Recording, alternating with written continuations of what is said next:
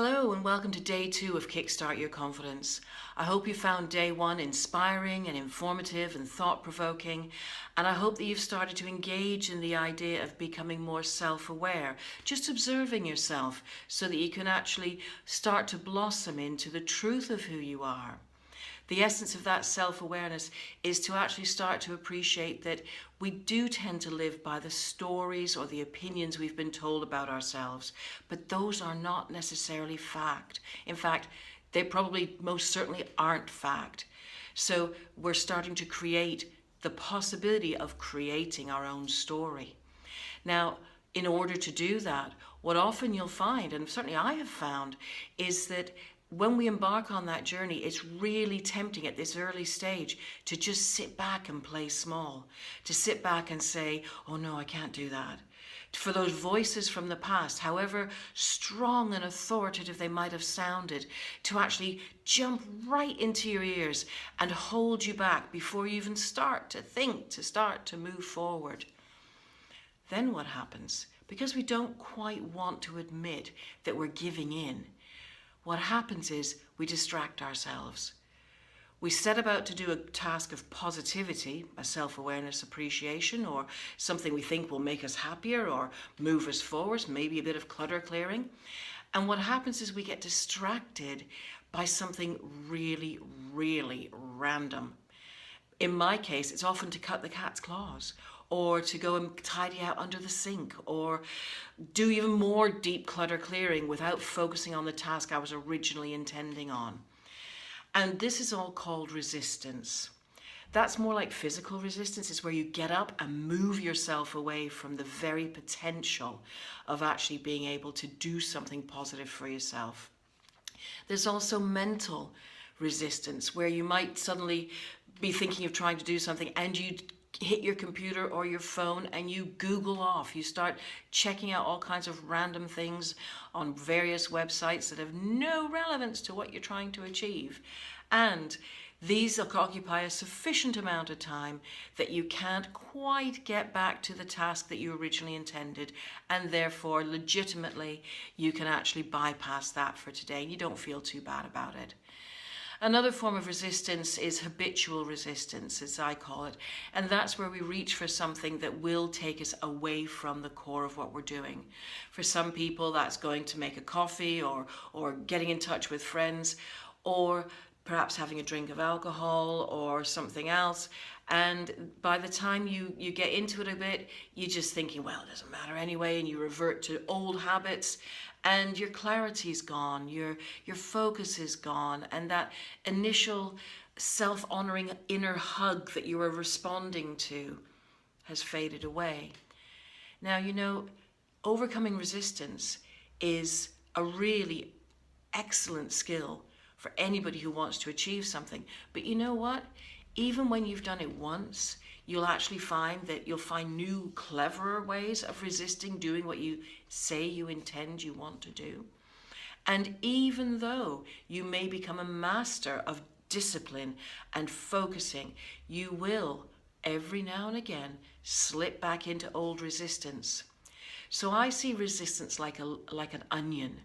Loads of layers, and each time you go to approach something new, a new layer in your life, you need to peel back a layer of resistance that relates to that level of success or happiness or achievement or love or inner calm or self-honoring that you're intending to go through. So if you think about it, each layer of resistance reflects the layer of programming or misbeliefs that have been layered up upon you over your years of development.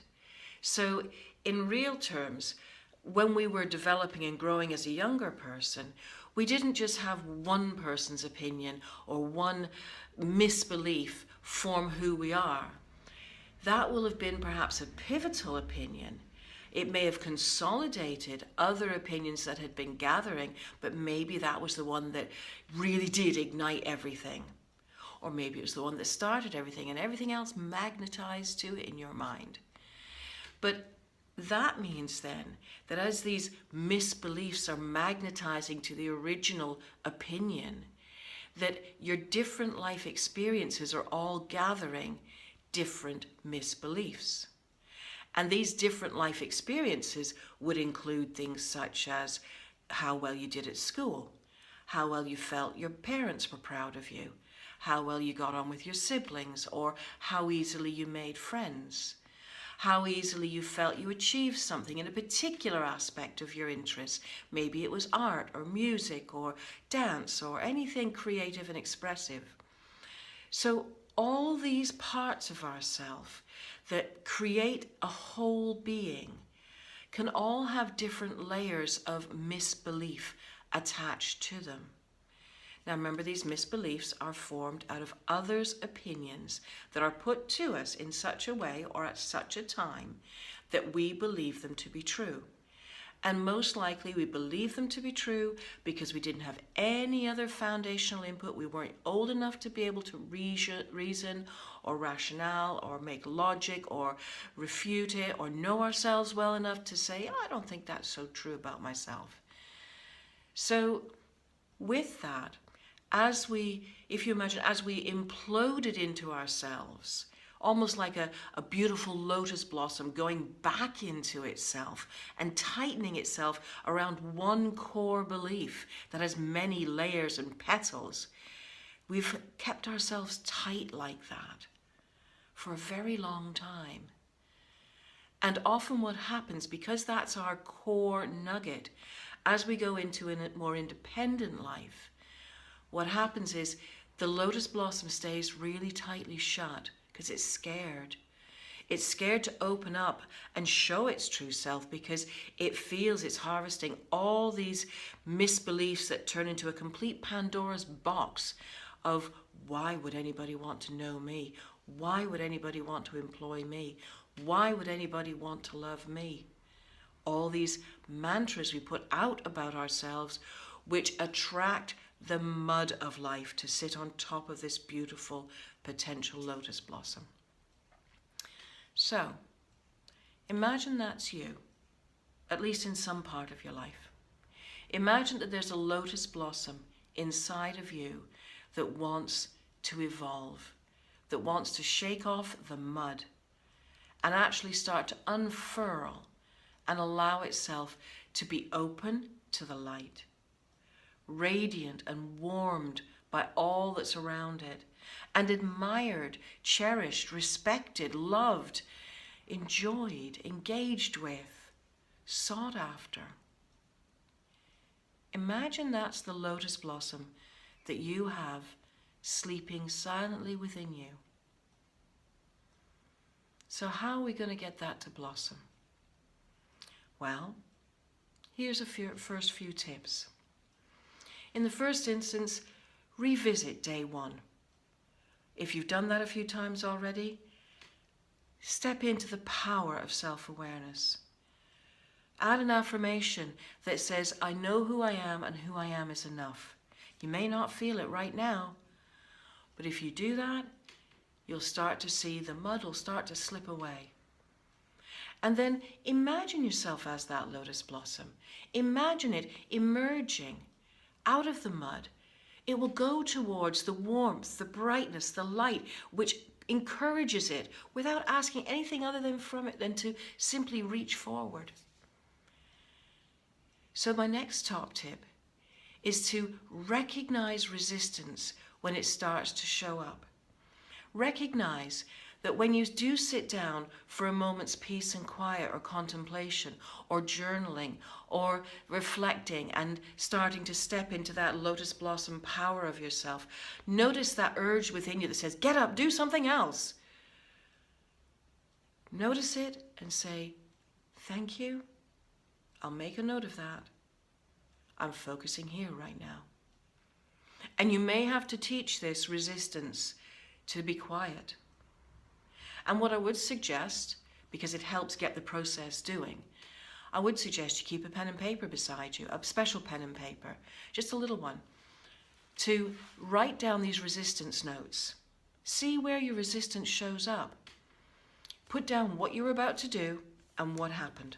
I was about to journal my thoughts for the morning, and I felt I had to go and deal with something in the bedroom. or whatever. But then once you've written it down, you've acknowledged it, let it go. So practice that as one of your top tips for overcoming resistance.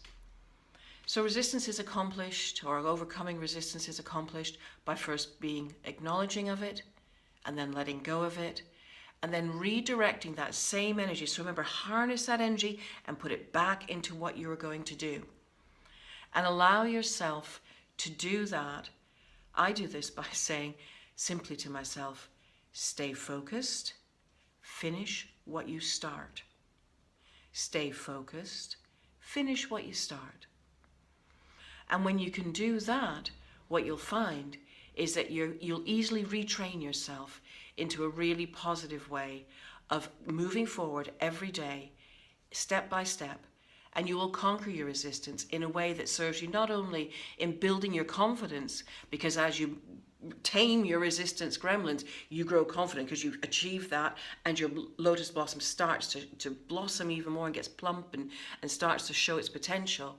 But you'll actually be able to apply that to every aspect of your life. You'll stay calmer, you'll be more in control, and ultimately you will be more confident. It won't take long.